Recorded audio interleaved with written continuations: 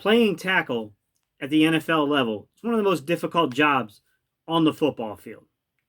If you don't have the right guy, you have all kinds of problems on your hand, especially if you got a right-handed quarterback and you got a question at left tackle. Today's topic, guys, we're going to talk about, is Andre Dillard the right guy? All right, y'all, let's get to it. Say you all of a sudden had to write a big essay with your left hand right now. What's up, Eagles Nation? What's going on, NFL world? How you doing, division rivals? This is Stephen Hyder with Gate City Sports Channel, the sports channel where the cerebral NFL fan comes for about 10 minutes of daily content. Good morning, good afternoon, or good evening, whenever it is you get around to watching this, guys. Once again, Stephen Hyder, Gate City Sports Channel. All right, y'all, so to just start off today, to all the mothers out there, I hope you had a wonderful weekend. Hope this was a very good Mother's Day for you. I know it sucks being quarantined, guys. I hopefully there was a special dinner involved here for y'all. All right, y'all. Moving on. Let's talk about today's topic. We got to discuss Andre Dillard, guys. I went back and I watched 9 offensive series from that Chicago game. And I'll be honest with you. My original thoughts about Andre Dillard was when they played him on the left side, hey, I was like, hey, he played pretty well. But when they played him on the right side, it looked really bad to the eyes. The right side was as bad as you think. But I will tell you this. When I watched what happened in the Chicago game, and I wanted to watch adequate competition, I came away less certain about Andre Dillard. It's not that I don't think the kid can't play. It's not that I don't think that this is the kid that needs to be at your left tackle this year. Because I do. I think you spent the first-round pick. You traded up for him. It's time to see what the kid can offer you. However, I'll tell you this. He requires a little more work with his technique, than I initially thought, guys. It was all over the film. It's going to be quite obvious, guys. It's not going to be hidden from you. You're going to see it quite quickly. And I'm going to break down exactly what I thought the problems were with Andre Dillard last season. Why I think the Eagles might be kind of like, hey, man, this kid needs more work than we thought. All right, y'all. Without any further hesitation, guys, let's jump into today's film. Let's talk about Andre Dillard, offensive tackle, left tackle, Philadelphia Eagles. All right, y'all. Let's get it. Good kick step. Don't flash your hands too early. Ooh, do not get perpendicular to the line. All right, guys. My playing experience as an offensive lineman is quite limited. Admittedly. I played a little bit in Pop Warner, but, look, I wasn't the guy you expect to be an offensive lineman. Everyone kind of plays your stripes a little bit, playing either O-line or D-line. I played both a little bit, but never at a high level of competition, not even high school. But I've been around coaching. I've coached, and I've heard my offensive line and defensive line coaches talk.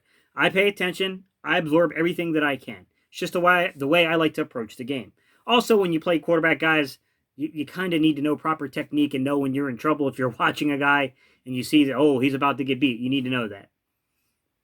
Now, this is what I'll say. I don't have a nuanced view of the offensive line, but there are a few things I look at when I'm judging an offensive tackle and his pass blocking abilities, which if you're going to play in Philadelphia, you got to be able to pass block. And when it comes to judging these tackles, the things I look at are quite simple, guys. Let's take a look at that, what I like to call the jump kick, right? Which is that first initial kick when you're released off the line, okay? Are you undersetting, oversetting, or are you doing it just right? The second thing I look for is an inexperienced offensive lineman or a guy who's not confident in his ability has a bad tendency to flash his hands a little too soon. Are you getting handsy before you need to? You don't need to show your hands until the defensive player basically gets ready to initiate the contact. And then the third thing I look for, guys, is just the positioning of the body. Can you anchor? You need to be able to anchor in this league. I don't care how good you are with your feet. I don't care how good you are with your hands. If you cannot anchor and hold your guy from pushing you into the quarterback, it's a problem. Now, what I do see, and I just saw this on the film clip I showed you, sometimes young men get themselves perpendicular to the rest of the offensive line. They form a 90-degree angle. And when you form a 90-degree angle, as an offensive lineman, you're in trouble. The Eagles come out in a stack set, but this time the Bears counter with Floyd, who's a little bit more of a bull rusher on Dillard. The one thing you never want to do, guys, as an offensive tackle, is you do not want to end up in a position to where you become at a 90-degree angle with the offensive line, which is known as being perpendicular to the offensive line, to where now you're squared up kind of sideways like this, and now that defender's coming into your body. It is incredibly difficult to anchor like that, guys, and it's often when you see guys get lifted off of their feet on a pass rush. This is a danger zone. This is no man's land, and sometimes guys get too confident because you can get away with it on a speed rush. It's a whole lot harder to get away with it when it's actually a bull rush. And you can see here, once they get that hand into his shoulder, once that hand is inside of Dillard's chest area and his shoulder area, he's in trouble. And you're going to see he's going to give up this sack. And he got away with this one earlier in the game, guys, because he got away with it when it was Mack on a speed rush. He got perpendicular. It looks like the guys were watching the film and they saw that he was doing this and encountered him later on during the same series. And they switched their guys, got the guy they thought was a slightly better bull rusher, and came right after Dillard with that bull rush and got home, and to their credit, forced us into kicking 3 points instead of having an opportunity to put up 6 there. It's simple if you look at it, guys.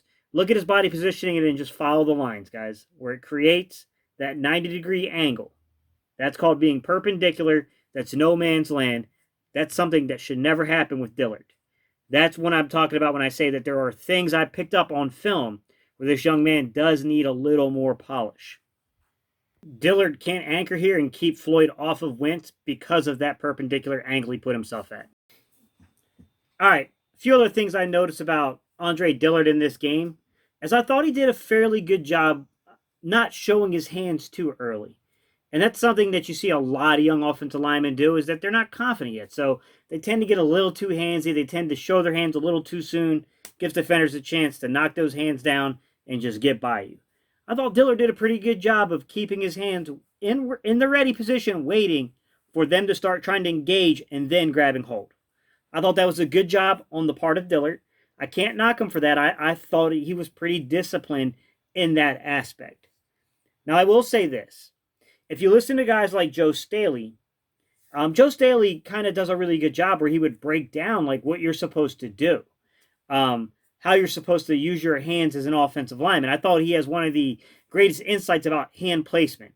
And we were all taught this when we were younger about go to the chest. You can't do that at the NFL level, guys. It's not the right idea because your hands can get broken too easily down. Broken free from, is what I mean by broken. What they really want you to do is they want you to take your outside hand, well, depends on your relation here, but for me, if I'm playing left, my right hand, so the inside hand, the inside going towards the line of scrimmage, that hand should go on your bicep, the bicep of the defenders. Your left hand should then go right into the pec area, okay? So that way you have control. So that way you can slide up, grab the shoulder pad, and then have control here. So that way you have complete control of this individual, okay? So proper hand placement for a tackle is actually on the bicep and on the opposite pec. That's the way your hand placements are supposed to be. And I do think there were some clear examples on film to where Dillard did not follow these golden rules. And even though he didn't flash those hands too early, when he went to go make contact with his hands, he still had that very early phase of coaching in him to where he went directly for the chest. Defender slapped those hands away, left him basically standing there naked now because you just have no way of defending that because now your hands are down by your side and this defensive end is going around you, getting a sack. Tell me if you guys can see, once again, what is Dillard doing that is really wrong here? I thought as much hype as people gave the matchup with Mack, it wasn't Khalil Mack who ate Dillard up. Believe it or not, it was Floyd. Floyd seemed to be the guy who understood bull rushing and hand placement better than what Mack did. Mack is just a freak, a natural freak. And Dillard has the speed to keep up with him. But when we got to the more technician guy, the guy who understands hand fighting, the guy who was strong enough to get a bull rush, I thought Dillard got schooled a little bit in this game, guys, if I'm going to be quite frank, man. I thought Floyd kind of showed him up, if I'm being real, if I'm being genuine about what the film was showing in that game. Watch Dillard engage Floyd with his hands and then watch Floyd's response right to the quarterback after that. Guys, the last part of the analysis here would be his, essentially what we would call like kind of his kick start, the way he comes off the line, that slide technique that you see tackles do. We're really talking about, is he undersetting, oversetting, or is he getting in the proper placement? I can tell you this, he has a violent kind of kickstand. His leg really shoots out there hard. I don't know if that's an overset. I didn't see him getting beat too much to the inside, and that's a good idea of when you've overset. When you underset is when a guy's getting around you. Um, it's hard for me to tell, guys. I'm just not that type of person when it comes to like the knowledge that's pertained for an offensive lineman. I got a little skill here, guys, but I'm not one to tell you about if a person's a kid unless it's just completely obvious. Like, you know when you really see an overset and you know when you really see an underset. But it's hard for me without playing extensively on the offensive line to adequately judge it. I will say when I look at guys like Joe Thomas, Joe Staley, even if you look at Lane Johnson and you look at Peters, they don't seem to be kicking out quite as hard as he is, but that doesn't mean anything really. It just means he has a really active kind of kick step. Take it what you want for it, guys. It's there. I'll roll some film, and I'll show you that.